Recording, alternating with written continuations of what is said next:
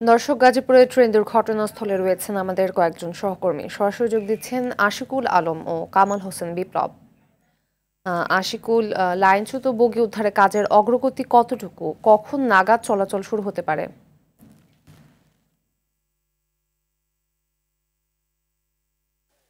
ধন্যবাদ আপনাকে। জানিয়ে রাখি যে ইতিমধ্যে উদ্ধার কাজ শুরু হয়েছে এবং আমি আছি ঠিক ঘটনাটি যেখান থেকে সূত্রপাত হয়েছে সেই জায়গাটিতে। আপনাকে যদি একটু দেখাতে চাই যে ঠিক যেই লাইনে ট্রেনটি যাওয়ার কথা ছিল, এখন ঠিক যেভাবে লাইনটি রয়েছে আপনাকে যদি একটু দেখাই যে এই চিত্রটি দেখেন, এই লাইনে কিন্তু একটি গ্যাপ রয়েছে।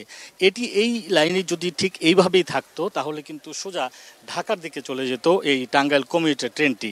কিন্তু বাট যখন দুর্ঘটনাটি ঘটে ঠিক তখন এই লাইনে ফাঁকা রাখা হয়েছিল, যার কারণে কিন্তু সে তার লাইন ক্রস করে যেই আউটার লাইনে যেই তেলের ট্যাঙ্কারটি ছিল সেই জায়গায় যে সে মুখোমুখি সংঘর্ষের ঘটনাটি ঘটে।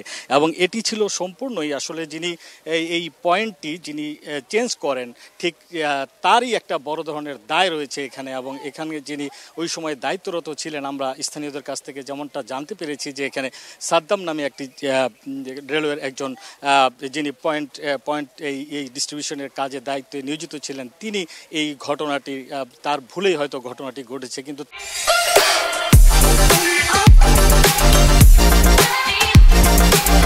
তার আগেও কিছু কথা থেকে যায় যে ট্রেনটি যখন ঠিক এই লাইনটি ক্রস করছিল তখন চালক কি আসলে বুঝতে পারছিলেন কিনা যে সে তার ঠিক নির্দিষ্ট যে গতি বা নির্দিষ্ট যে জায়গা সেই জায়গার দিকে তিনি যাচ্ছেন কিনা, সেই জায়গায় কিন্তু চালকের একটি বড় ধরনের ভুলও থাকতে পারে, সেটি কিন্তু স্পষ্ট এখানে দেখা যায়।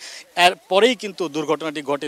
তখনও চালক যেই জায়গায় দুর্ঘটনা পতিত হয়েছে, এখান থেকে আপনি দেখতে পাচ্ছেন যে এখান থেকে অনেক দূর পর্যন্ত একটা ডিস্টেন্স রয়েছে, তখনও যদি সে ব্রেক কষত তাহলে হয়তো এই দুর্ঘটনা এড়ানো যেত, এমনটাও কিন্তু আমরা ধারণা করছি।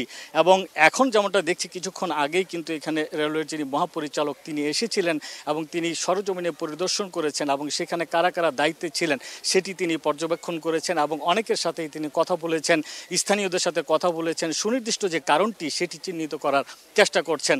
এখন যে উদ্ধার কাজ চলছে সেখানে কিন্তু অলরেডি বিজিবি মোতায়েন করা হয়েছে এবং সেখানে পুলিশের কর্মকর্তারা রয়েছেন, রেলওয়ের কর্মকর্তারা রয়েছেন। ঠিক যেই জায়গাটি মুখোমুখি সংঘর্ষের ঘটনাটি ঘটেছিল সেই জায়গায় রয়েছেন আমাদের আরেক সহকর্মী কামাল হোসেন বিপ্লব। আমরা এখন বিপ্লবের কাছ থেকে শুনবো যে সেখানকার পরিস্থিতি কতটুকু এগুলো আসলে উদ্ধার কাজ। বিপ্লব। জি, আশিকুল আলম, ধন্যবাদ। আপনি জানেন যে সকাল 11টার দিকে কিন্তু এই গাজীপুর জয়দেবপুরের ছোট দেওয়ার এলাকায় কিন্তু দুটি ট্রেন সংঘর্ষ হয়েছে, যার ফলে সেই সংঘর্ষের কারণে 4 জন আহত হয়েছে। বিকেল 4টা থেকে কিন্তু উদ্ধার কাজ চলমান রয়েছে, উদ্ধার কাজ চলছে। তবে আমি এই মুহূর্তে দাঁড়িয়ে আছি যে টোলবাহী যে ট্রেনের লাইনচ্যুত বগিটি টোলের যে ফুটা হয়ে গেছে, ফুটা দিয়ে যে টোল জড়ছে সেখানে আমি এখন দাঁড়িয়ে আছি। আমার পিছনে সেই বগিটি রয়েছে, সেখান থেকে কিন্তু তেল এখনো অনবরত জড়ছে এবং সেখানে যে আইন শৃঙ্খলা বাহিনী রয়েছে তারা কিন্তু যে এই ড্রাম দিয়ে রেখেছে এবং ড্রামগুলো তেল ড্রামের মধ্যে পড়ছেন। তবে এখানে আমি জানিয়ে রাখি যে একটু আগে কিন্তু রেলের যে মহাপরিচালক তিনি কিন্তু এসেছিলেন এই জায়গা পরিদর্শন করতে। আসলে কিভাবে এই দুর্ঘটনা ঘটেছে সেই পরিদর্শনে বিভিন্ন লোকের মাধ্যমে বিভিন্ন জনের কাছে সেই উদ্ঘাটনের চেষ্টা চালাচ্ছে। তবে আমি বলি যে উদ্ধার কাজ এখনো চলমান রয়েছে। কতক্ষণ লাগতে পারে তা কিন্তু এখনো সময় নির্ধারণ করা যায়নি। তবে এই বগি উদ্ধার কাজ চলমান রয়েছে। যে এই ছিল দুর্ঘটনা এলাকা থেকে সর্বশেষ খবর। ফাতিমা। ধন্যবাদ দুজনকে।